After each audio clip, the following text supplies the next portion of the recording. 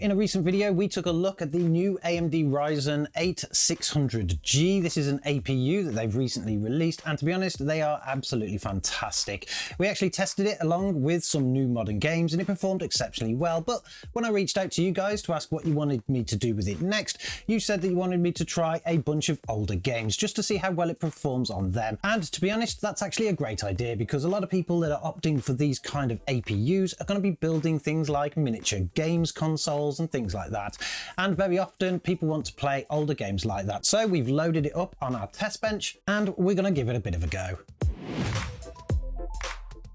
So we've got the system set up and it's working perfectly fine. We've booted straight into Windows. I haven't actually activated Windows yet, as you can see in the corner, so you're gonna have to put up with that little overlay while we actually do some gaming. But the games that we're gonna test today are, of course, older games, and some of them are things that you guys have requested and some of them are just for me. But the first game that we're gonna test is one that actually should be no problem at all for the 8600G. It should run it perfectly fine, and we're gonna probably try to keep our resolution and settings today to around 1080p with a high preset. We may actually lower that if the game actually struggles. I don't suspect it should do on the games that we're actually going to be testing, but if it does, we'll slightly lower the preset a little bit just to see where that sweet spot is. And of course, like always, we'll try to aim for a 60 FPS experience. The first game that we're going to be testing is Left 4 Dead 2. This actually came at a request from you guys, so let's see how well the game performs. We're now in the game, but we're going to pop over to the settings just to see what kind of configuration we've got. We'll go over to the video settings here. We are currently set in a 1080p resolution, and then under the advanced, we can see what kind of a preset we've got. This game doesn't actually come with a specific preset that you can set, but as we can see, we've got vertical sync disabled, which is good, and then everything else is pretty much either very high or enabled. So what we're going to do is we're going to consider this, if it was a preset, to be around the high preset. So let's jump back into the game and see the performance that we're getting. Now, as we can see in the corner, we've got an average at the moment of 119, well, 130 frames per second. It's actually increasing by quite a lot the more I go into this wall, so that's probably not a good measurement there. But what we'll do is we'll grab this gun and then we'll head out and see what happens once we have a little bit more going on the screen. Jumping out into the streets where all the most of the zombies are, we are getting a slight decrease now in our FPS, but we're still getting a pretty commendable thing here. We're getting an average of 142 frames per second, which is slowly dropping because, of course, we are getting less frames per second now than we were a minute ago. So what we'll do is we'll keep running through a little bit. We'll get lots of things on the screen and we'll see where it kind of averages out more than anything. We are now down to 129 frames per second with a 1% low of 76. The game does actually look really stunning on the PC compared to anything that you would get on a console. So you are getting a better visual experience here, particularly if you were going to play this on a console, which would be a lot cheaper than buying an 8600G. But for anybody out there that wants to build a PC style console, you can kind of rest assured that you can play this game perfectly fine. Now, the next game we're going to test is one that you guys requested as well, but we are doing it with a slight twist. Originally, I was asked to test the BioShock, which is a game that many people love and will still play today, but I thought that was a little bit easy for this because that originally came on the console and the port is actually really simple to play, and you do kind of get some issues when you actually start to try and change some of the settings, particularly on the PC. I know that like the resolution is quite limited on what you can go to, so instead we've decided to test the remastered version. It does look a hell of a lot better, but it should perform reasonably okay, and if this game performs well, the original is going to perform extremely well. So let's just jump straight into the game. Now, I haven't played BioShock in a very long time. I don't even know where I've got to in this kind of save file here, but everything is looking absolutely beautiful as much as the game used to. We'll pick some things up here. We'll have a look around. We can see that the effects are coming out really well. We're currently getting an average of 156 frames per second with a 1% low of 123, but we'll drop into the settings and we'll see what we've actually got configured. We are currently running in a 1080p resolution, so that's pretty good. We've got vertical sync disabled, and then again, just like the Left 4 Dead 2, there's no real kind of preset system in this game, so we've kind of just turned pretty much everything on here. We've got distortion on, anti-aliasing on, real-time reflections and water ripples. So let's get back into the game, see if we can get some movement on the screen and see what kind of performance we get. Now, I don't know why the character's actually walking really slow here, but we're going to kind of sped it up a little bit now. But what we'll do is we'll break this window, we'll grab some stuff, and we'll see if the things that come after us will try to kill us. That should get some moving things on the screen. So there we do, we have a bad guy already. We've just blown him up very quickly. The performance actually didn't dip as much as I thought it was going to with lots of things on the screen. We're still getting an average of 146 frames per second with a 1% low of 106. That means that this game is more than playable and I keep clicking the wrong buttons. I do apologize to anybody that where we're watching this video. If you can hear the keyboard and mouse, it's because I've had a new one and they are very clicky compared to the previous ones, so you might hear that too. But the game looks fantastic. It plays beautifully smooth. If you are going to include this one into your, maybe you're building a little mini console and you want an APU for that, this is a game that will most definitely play on it.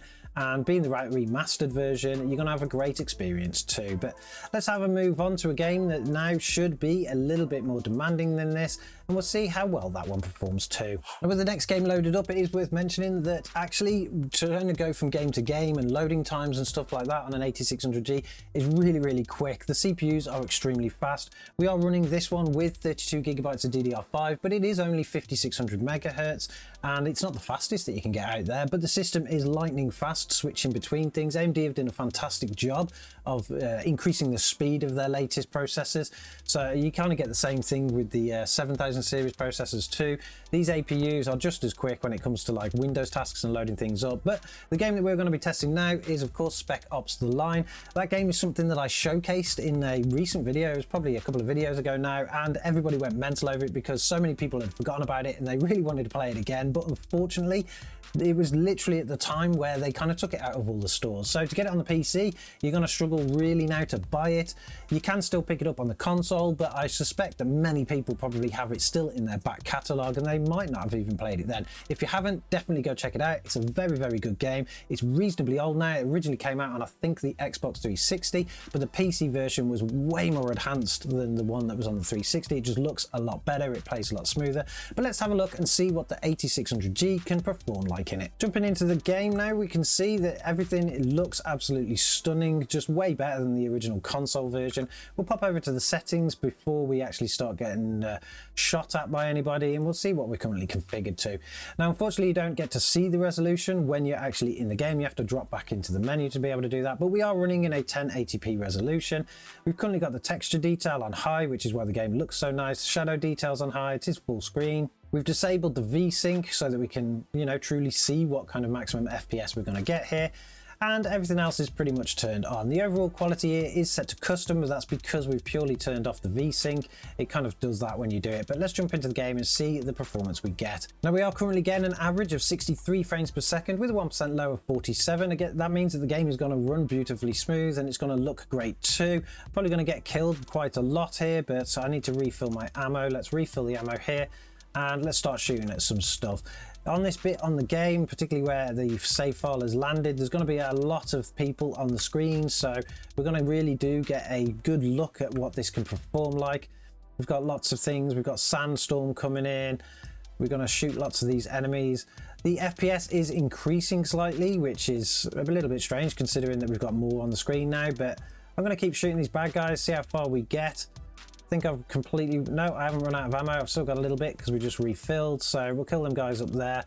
We're currently getting an average now of 66 frames per second with a 1% low of 48. It didn't seem to affect the performance at all, walking into all of these people shooting at us. So I would say that this game would probably run pretty stable now at this kind of performance. It is increasing now and again to around 70, so maybe inside buildings and things like that, we're going to get a pretty decent FPS performance. Maybe the 1% lows will increase a little bit, but I'm pretty sure I'm going to die at this bit because they just seem to keep coming and coming. I'm not sure what we have to do to be able to get past them, whether we just need to kill them all or not, but that just goes to show that this game runs beautifully smooth on this.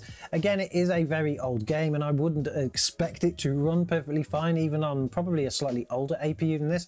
I don't remember actually testing this on something like a 5600G. Maybe I have in the past. I can't remember what kind of performance I would have got though. But with the 8600D, it works perfectly fine. And again, if you are going to be building a console type kind of system with this, this is a game that you're going to be able to get a great gaming experience out of. But we'll move on to the next and we'll have a look. The next game is going to be slightly more demanding, but this one is actually one of my favorites. Now this game is Tomb Raider from 2013. It is a game that I used to have in kind of my benchmarking rotations, particularly for older graphics cards or very low spec things. And to be honest, a lot of people complained, so I kind of took it out.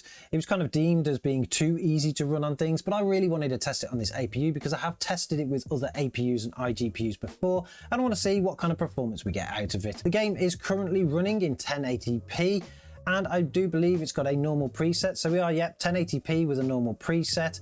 I think that that game looks perfectly fine in that preset. You don't need it any higher than that. It is on the changeover of when Tomb Raider went from its kind of old school graphics and styling to the new one, and it is a fantastic game to play as well. We're just running round now, probably in one of the most demanding kind of areas. It is at the beginning of the game because my save file's a little bit broken here, but it is in the rain. Rain seems to really hit performance in this game quite a bit, as you could expect. But we are currently getting an average of 85 frames per second with a 1% low of 72. That is clearly going to give you a 60 FPS experience in this game. You're going to be able to play it perfectly fine. Again, it is another game that kind of came from the consoles, but I think well, we are kind of talking Xbox 360 still here, so again, we should expect it to kind of play. This is one thing that I've kind of found out about the 8600, or at least the 8000 series APUs from AMD. They kind of sit at the moment in terms of performance between an Xbox 360 and an Xbox One. I'm not 100% sure what kind of graphics cards those systems used. I think the Xbox One used roughly what we would consider as an RX 480 or something like that. So the 8600G isn't quite as fast as a 480 at the moment. It's more of, kind of sits between a 460 and a 480, so probably around the RX 470 kind of range. So AMD have made some great progress, because clearly before that you wouldn't be able to get this kind of experience, but now you actually can. So it kind of makes building things like custom games consoles out of PCs more of a viable thing. Now for the last game that we're going to be testing, this one is purely for myself. It is a game that everybody that probably watches this channel will recognize, or at least has heard me talk about in the past, and of course that game is Half-Life 2. Now Half-Life 2 is a very old game now. It's about 20 years old, and when it was even released it was extremely well optimized, so it ran beautifully fine on hardware then, and it's not changed at all since then. If you try to play this on a graphics card, you can actually get around 1000 FPS depending on the graphics card you're using.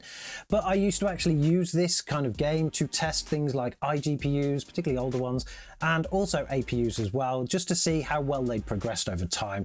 Now we did stop actually testing this game for a while, because things like the 5600G and the 5700G actually just played it so well that there was absolutely no point in testing it anymore, and we kind of stopped that. But I really did want to see how well this CPU can actually, or this APU can actually play the game.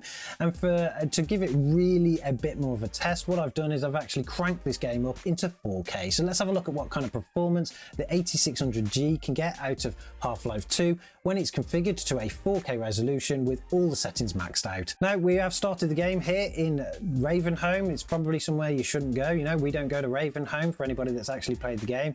And as you can see in the corner, we are getting a fantastic kind of performance here of around 218 frames per second on average, with a 1% low of 175. I don't think this game is really going to be used anymore for testing, even for just APUs and simple iGPUs, because it's just actually running so well that there's just no point doing it. I suspect the next time that we will actually do something or use this game to test things like this will be when 8K is an actual resolution. But even with things just blowing up on the screen, and we've got fire and we've got all sorts going on, the game is still averaging, you know, above 200 frames per second. Inside the buildings we're getting even more. It just actually averaged nearly 300 frames per second, which is actually so good that you just can play this game. For anybody that hasn't played it, definitely go and play this game. You can usually pick it up in a Steam sale for, I think last time I bought it, probably on this system to be honest, was around 50 pence. So for 50 pence, or maybe on average you could probably get it for £1. So for around £1 you can get a game that is probably one of the best games ever made, or in my opinion it is. And there you go, I've just died because I hit that. You'd think somebody that has played this game so much would remember that that was around the corner, but I just kind of slipped around the corner there. So I'm actually super impressed that this can actually perform this well in a game like Half-Life 2. It is a game that I will replay again, and if I was building a small miniature games console of some description to maybe go under the TV in your house, this would be a game that one of the games that I would actually want to play. It runs beautifully fine with a controller as well, and it looks and plays beautifully fine in VR because somebody did mod it. So if you are a big Half-Life fan, go check out the mod. If you haven't played the game before, go check it out. Play Black Mesa first. It was a remake of the original first game, and that one's just as good as this one.